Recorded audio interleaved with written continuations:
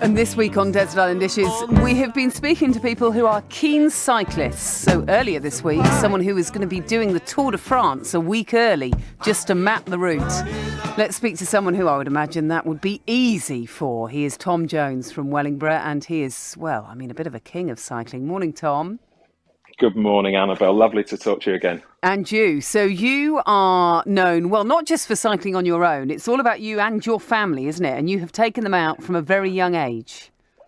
Absolutely. So we first met you on the show back in 2018 when our daughters, who were then 4 and 5, Ruth and Rhoda, cycled from Land's End to John O'Groats. Which is what every 4 and 5-year-old does, isn't it? It's what every family does for their summer holiday, isn't it? Exactly. Three weeks going the length of the country, being followed by someone in the family car, keeping an eye on you. But I'm looking forward to interviewing them when they're 18 and 19 years old and see if they've forgiven you.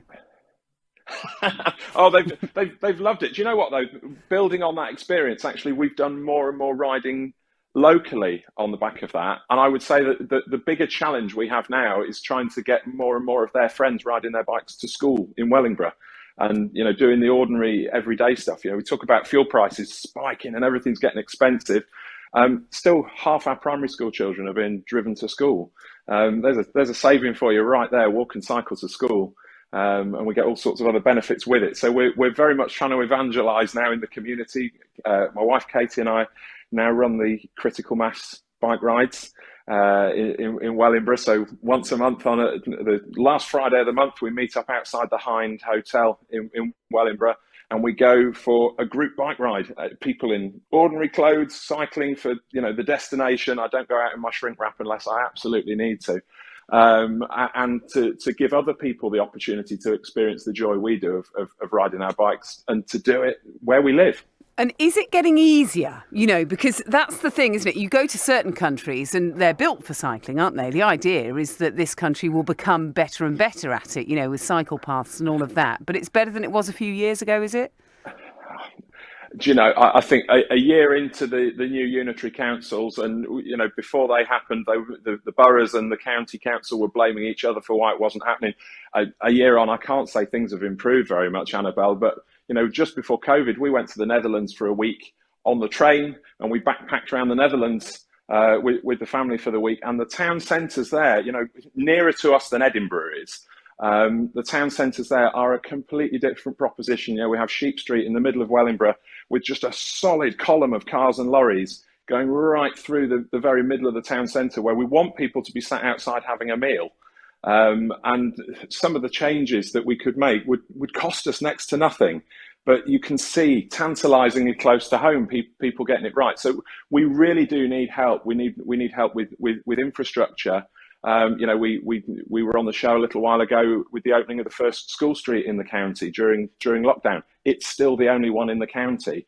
So there's lots that can be done, lots that is very low budget to achieve, and just takes a bit of political will, really. But right now could also be saving people money and enjoying the benefits of the cleaner air and all the other things that go with that as well. Yeah, you'd think that this might be the time that it might actually happen, given all the fuel prices, but we shall see. Where's the next big adventure? Well, we're always a little bit cagey about our next big adventure, Annabel, because we don't like to put too much pressure on the children. But I can tell you that the maps are still on the breakfast room wall that we used to plan the John O'Groats trip, and there is a world map on the wall next to it now as well. We have a toddler at the moment with a map, because it was the only wall space left in the house, with a map of the Netherlands and Germany on his wall. Ruth is still desperate to go and cycle to visit her friends in Denmark. So there are some things in the works, but right at this moment in time, we've taken the opportunity, while we had to stay relatively close to home, to really build on that. So we're actually doing a little project at the moment to try and cover every square mile out from our house, to visit every square mile tile on the map. And we've got out to about, I think we're about 11 square miles now. Wow. And trying to build that up. And I do a similar thing. I work out of the county some days now. So I have an old bike that I found in a skip that I keep at my office. And I'm now trying to build up a little square. I've done about 30 square miles from my office as well. Very cool. Do you have you tried an e-bike? I have. I think they're a fantastic opportunity, and I particularly look at there's a gentleman we know locally who in his 70s bought himself an e-road bike, who'd been a competitive cyclist years ago, hadn't ridden for some time, and he jokes that he goes to the sort of club rides that he goes to on a weekend, and he says, I'm the only cyclist who can go in any of the speed groups I like. I just adjust the volume control accordingly. Great, isn't it? I think they're a tremendous opportunity, and especially for cargo bikes. I've got a bike I can carry Ruth, Rhoda, and our little one Robert on the back of to take them to school. And putting the e-assist on that would be like jet propelled roller skates. Yeah, but very cool. Some mornings it's a little bit. So we have walked actually this morning because it wasn't worth the time dusting the snow off the bike. No, I know, it's weird, isn't it? Very odd. Well, let's talk to you about food then, Tom. So, are you much of a chef? I would class myself in the experimental category. That's I think, fine. Annabel, just anything I cook is generally experimental, and I make no warranties about what I produce. Okay, fine. Right. Well, this is your dream meal. Maybe it'll be cooked for you. So, starter and main, or main and pudding? Oh, we're going main and pudding. Okay, fine. Your main Definitely course. main and pudding. So we're going, and this comes from a period of my life where it was quite a dark spell, and I had to do an awful lot of travelling up and down the country. And this is what I had on the train. And so fillet steak, dauphinoise potatoes, peas and spinach, with a side order of seared scallops, which is my way of getting around the whole can't have a starter as well thing. So surf and turf it. I'll have ridden my bike. I'm going to be hungry. That is cheating, but I'm going to allow you to. I'm going for my dessert. I'm going for brioche bread and butter pudding. Oh, wow. With clotted cream. So hang on a minute. You had a fillet steak and dauphinoise on a train? Yeah. Wow, travelling down to the West Country. Yeah, you can still get Pullman service out of Paddington heading down to the West Country. Wow. So that was it was a bit of an indulgence because I was doing a relatively unpleasant journey. So that was my little bright spot. And Ruth used to go on when she was sort of 2-3 years old. Used to sit on my knee in the restaurant car having a little bit of fillet steak, which has given her expensive tastes now, which is unfortunate when she's ridden the bike and is hungry. And I'd top it off with a Sicilian lemonade. A Sicilian lemonade, right? Not I'm just your standard lemonade, a Sicilian lemonade. And your brioche bread and butter pudding, just because normal bread and butter pudding just isn't sweet enough.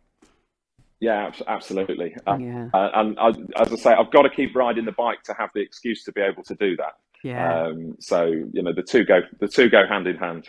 There's certainly a theme with cyclists. We've spoken to a few this week from different clubs around the county, and cake is quite a big part of cycling, isn't it? Oh, very definitely, yes. When you look at some of the websites cyclists use for putting their ride data on, you can work out where all the good places to eat in a county are. Like your Withmales at Allingbury and the little businesses dotted around the county where there's good cake and cyclists are well looked after. If you get your bottle filled cheerfully as you leave, those sorts of things count for a great deal. And actually, even in our town centres, a lot of our businesses could do really well to just make sure that what are you doing to make it easy for cyclists to access your business? Because if you stand out in that regard, they will come and they will keep coming. Yeah, and there are a lot of cyclists out there, aren't there? So, Tom, it's really nice to speak to you. If people want to follow what you do, the best thing to do that? Yes, we are FamilyByCycle on just about every form of social media, and Critical Mass Wellingborough is the ride you can come and join. We're next riding on the 29th of April. Brilliant. We'll have to send Tom to one of those. That'll be fun.